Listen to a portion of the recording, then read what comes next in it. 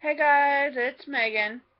So my content as of late has been nil or non-existent. I have done a few little tidbits of things here and there, and then it's like there's days that go on that I don't do anything, and then when I do, it's just like a bunch of them.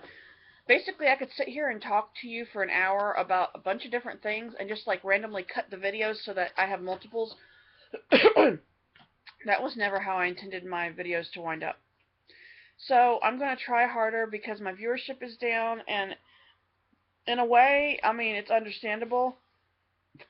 Excuse me. Um, yeah, I can't get my hair to do anything I want it to do, so I'm just kind of shake your head, and that's what you get. So last night when I was drying it, um, I tried to put a lot of it over to the side. I looked at it later and realized that if I didn't stop what I was doing, I had the Justin Bieber look going on, and I'm so not a fan. um, this is my I slept like a mad woman look. Hope my hair stays. At least the other day when I woke up, my hair was like everywhere. It was sticking up. And I told Jamie that I looked like I was a chicken.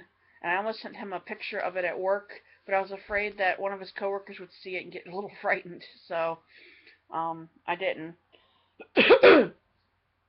Okay. So, I watched Big Brother last night, and I sort of got to thinking, you know, it would be weird if somebody who legitimately makes a deal with somebody could actually follow through. I'm actually, how do I want to put this the right way? I'm upset. Really, it's not really being upset, but so Vanessa won HOH, and we all knew Johnny Mack got to come back in the game. Well, all of us didn't know. I told in a video, I think, that Johnny Mack got to come back, and and I said, oh, this is probably just like a wasted week. Well, way back when, Vanessa made a deal with Jason, not James, in when he was HOH, that if you save me this week, if you get to about week 7, meaning there's 7 people left, um, I will not put you up on the block, and one other person is safe.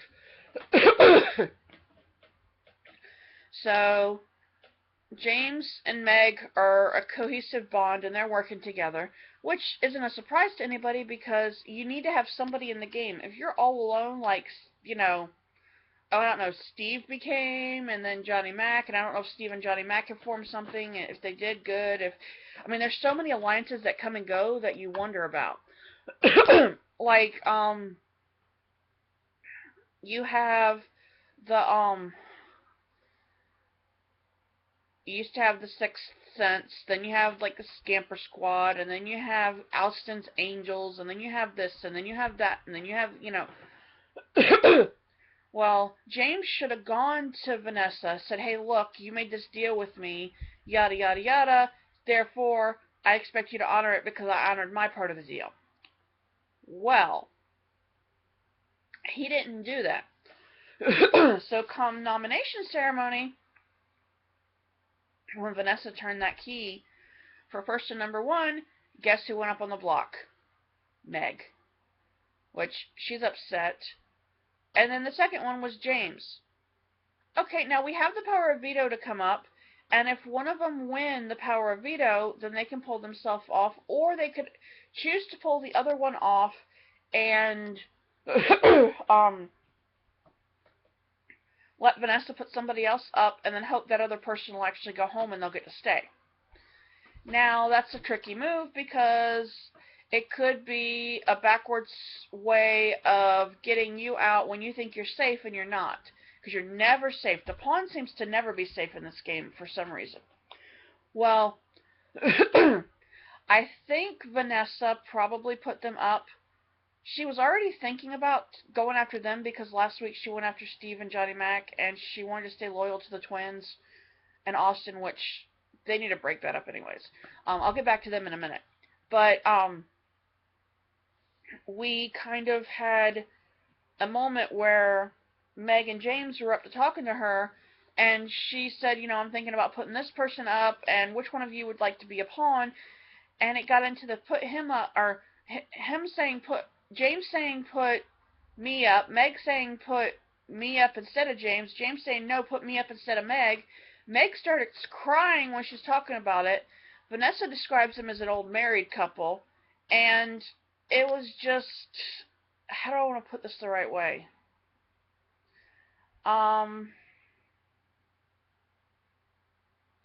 It was endearing. So, if she really wanted to break them up, and she really wanted to send one of them home, what she should have did was put one of them up and get some random other person, and have that random other person pull themselves off the block, and return, put the other one up. So that means you would ensure one of them would go home, because you'd have to vote for one side or the other. That would be one way of doing it, but then they would think they were being backdoored. Which, if she really wants to go with this, she can be like straightforward and everything, and not backdoor them. But I get why she didn't. How do I want to put this the right way? Why she didn't repeat last week? You know, Steve and Johnny Mack, because it would just be boring. It would be like, okay, I watched a week of this for what? Oh, there's different people that are, you know, HOHs, or there's different people that are what do you want to call it? Have-nots or whatever. But you get the same result. Well, the only upside to that being that Johnny Mack left the house for 10 minutes, came back. It means that this week it's another double eviction. So that could mean they could eventually both go, or one could go, neither could go, somebody else could go, and then one of them could go. Or what would be interesting, and I know this is sound really bad. It would be interesting as if they got rid of Austin, and then if they got rid of Julia. Because you would leave Liz in the game by herself. She wouldn't have Austin to hide behind, and she wouldn't have Julia to help her. Because the entire time since she's been in the game, they've switched off. This is the only time since they were allowed both in the game at the same time that, you know, she still, even when Julia was up there, she had Julia's protection. I mean, it didn't matter. Julia wasn't going to put her up on the block, just like she wasn't going to put Julia on the block. Now, Julia, I feel if Julia got HOH, she essentially might put Austin up on the block just to shake it up a bit and tell him, oh, you're a pawn. I want somebody out from the other side, but this is the way that I can go about it. Now, if she does that, that's one thing. If she doesn't do that, you know, whatever. I don't think she's a stronger player. I do not believe Julia is the strongest player. And I don't want to see both the twins, Austin, Julia. So I don't want to see Austin, Liz, Julia, and Vanessa being the final four. I don't want to see that outcome happen. Excuse me. What I'd really like it is if Johnny Mack was one of the final four. I didn't like this guy when I first started watching him on there because his voice does bother me, but I like the way his mind works. Wait a minute. No, I said final four. I want Jason there too. So I don't want to see that happen. Ideally, I would like, actually it's not Jason I want there, it's James. I keep getting the J's mixed up. Okay. My final four right now, if I could choose, James, Johnny Mack, I'm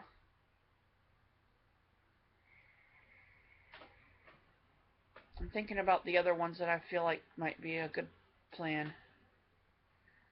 Not really a big Steve fan, but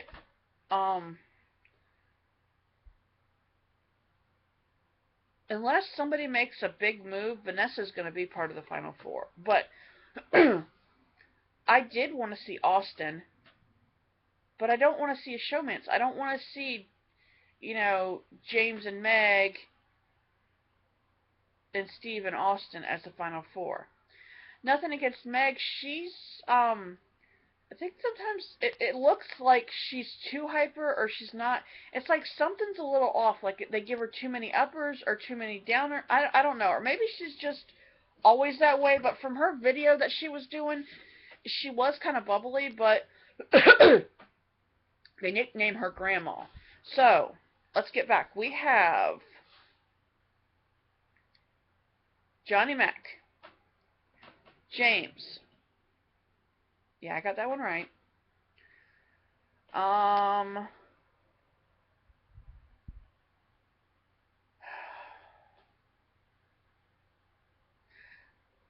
I mean, I'd say maybe put Liz up there, and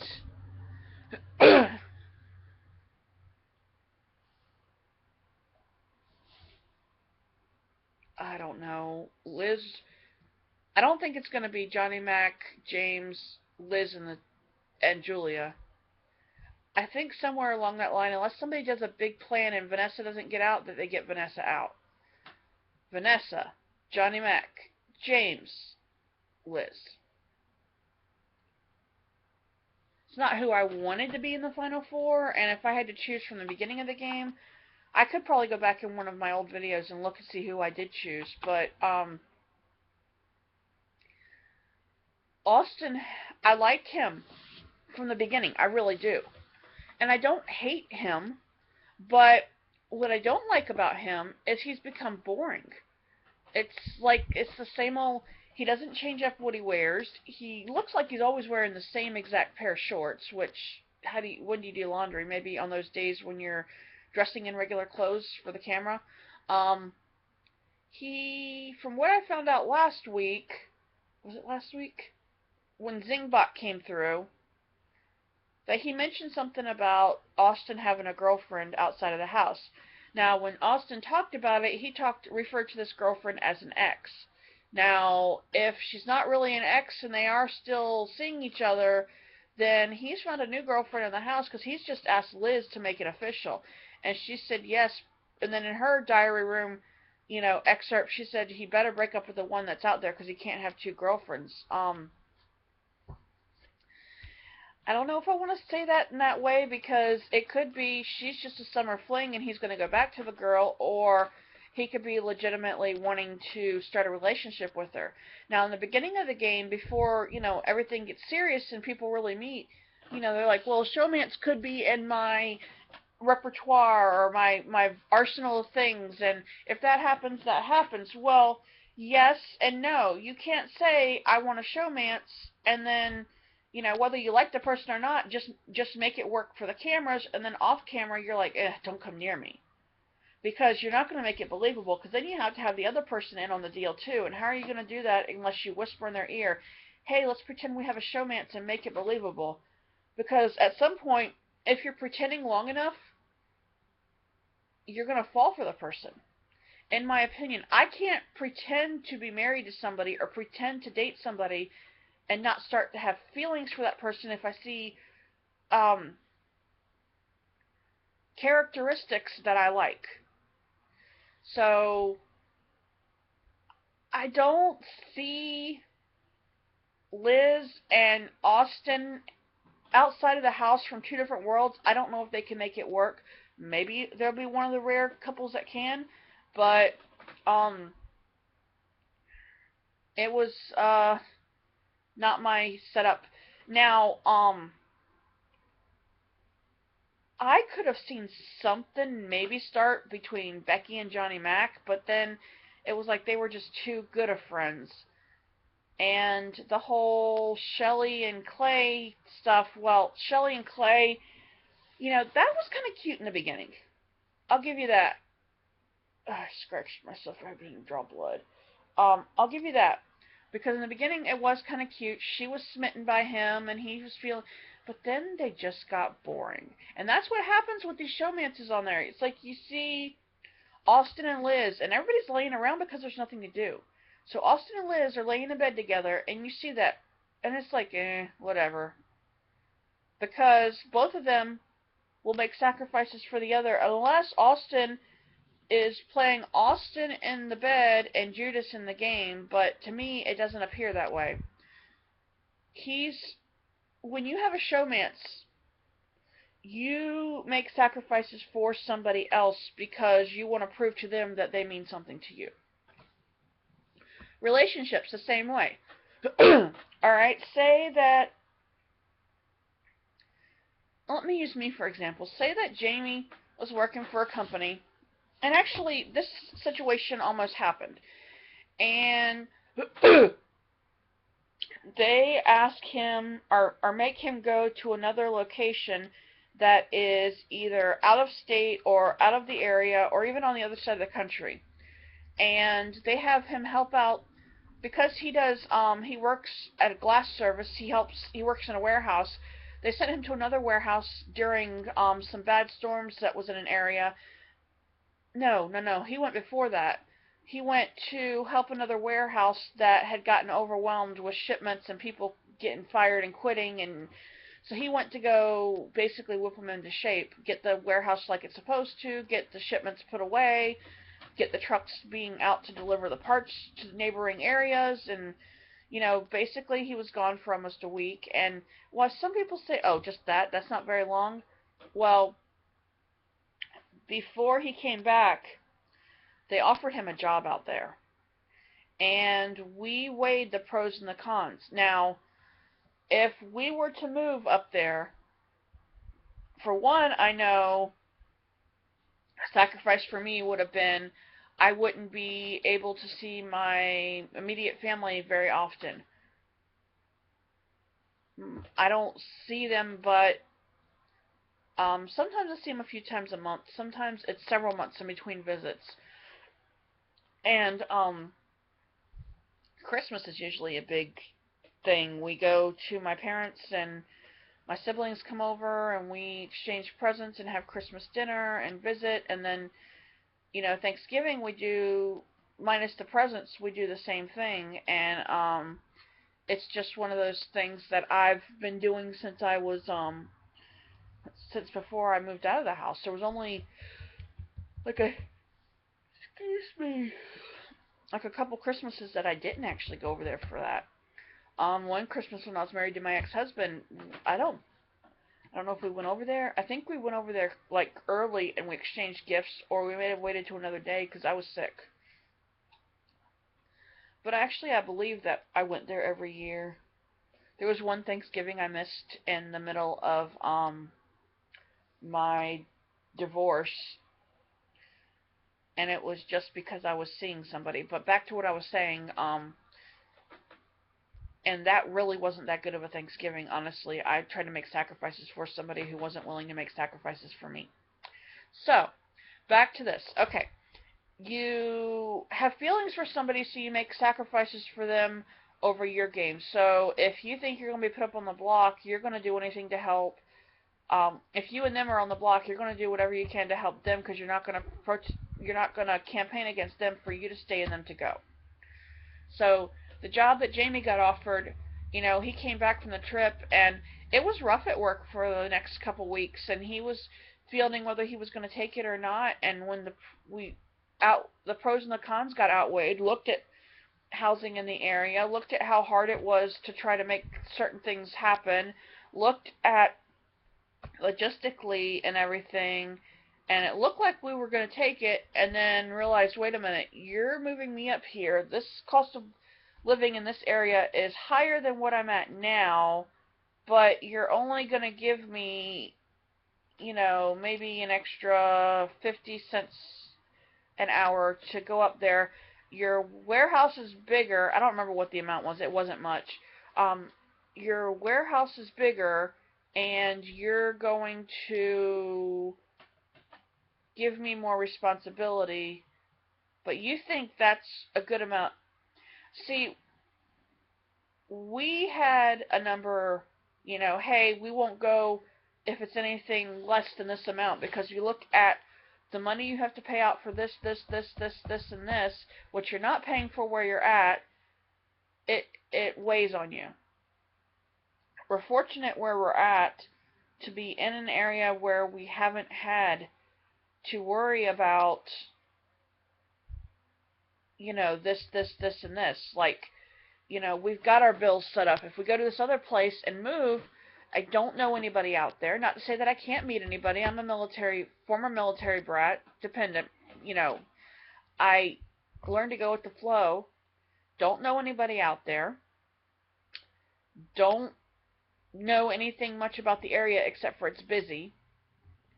Looked up some housing, and they're like twice what we have here. We're making it here, we wouldn't be able to make it there. So you have to weigh the pros and the cons. So back to Liz and Austin, they're from both two different worlds. I don't know that they live in the same area. They may live in the same generalized area. What, is one going to quit their job for the other one? Is one going to just up and, you know, do something else? I mean, there's a lot of logistics that go into it. So do I believe that Liz and Austin can make it in the long run? If they legitimately love each other and both of them sacrifice for each other, yes. But if they're just looking at it as a good time, no. Because Liz is a little, oh, how do I want to put it? She is not very, no, she has a little bit of a self-esteem issue. I say this, and I can say the same thing about myself. She doesn't understand her worth or doesn't believe she's worth something. Sometimes I feel that too. She has problems articulating what she's trying to say or think. So, yes, I can believe that. Do I think, if I was guessing on my life right now, now this is completely different from Big Brother, I'm just putting this out there. If any of you are still watching my video at this point, you'll hear it, but if you don't, then that's okay. Looking at my life, where I've been and where I still want to go, Robbie was the road to nowhere, my ex-husband. Jamie is my present, and I believe Jamie is my future because I feel like I don't have to try too hard with him. When I say try too hard, I mean I don't have to pretend to feel something that I don't, or I don't want to say act a certain way so that I don't make somebody mad. I know Jamie's qualms. I know if I acted a certain way or I said a couple of different things that I can make him go from 0 to 60 like that. I could make him really angry. But I also know that's not the way to live life, and I've seen, you know, things in him that I know that if I do something a certain way that I can completely change his mood or something. Now the other morning when I had appointments and we were leaving, I could not believe how foul of a mood he was in, and I called him out on it. And then as the day went on, he kind of lessened and lessened, and then he was, you know, mellowed out. He was having a bad day because he didn't get enough sleep the night before, although he actually did, but his body was still tired from work and everything. He went to bed early, so it wasn't like he went to bed really late. Yes, we had to get up early. He was aggravated at some people's driving because they weren't using turn signals, and then he was aggravated at the traffic, and he wasn't used to the area we were going to and the traffic that early in the morning, and he, I don't know, and the GPS was yelling at us on his phone. It was telling us to go one way, and he was getting angry at it, and we were stopping to get breakfast, and the places we were stopping at didn't have what we were used to having, and it was just one thing after another, so I understand his frustration. And I could have really gotten angry with him and made it to where whenever we went or wherever we stopped at next, I was just going to be angry with him. But I told him, I said, just breathe, just let it go. You know, we have a few minutes, we're still good, let it go. It's not that bad. Because in me calming him, I was a bundle of nerves before I go to the doctors. You know, I was just like feeling like this. And so me calming him, or, you know, trying to get him to calm down was a way of me calming down too. So I made a sacrifice for myself by, I don't know how you want to say this. I'm just yammering right now. I'm going to close this video, and hopefully I have some more content for you guys soon so that I can make some more videos. Thanks for listening if you're still listening.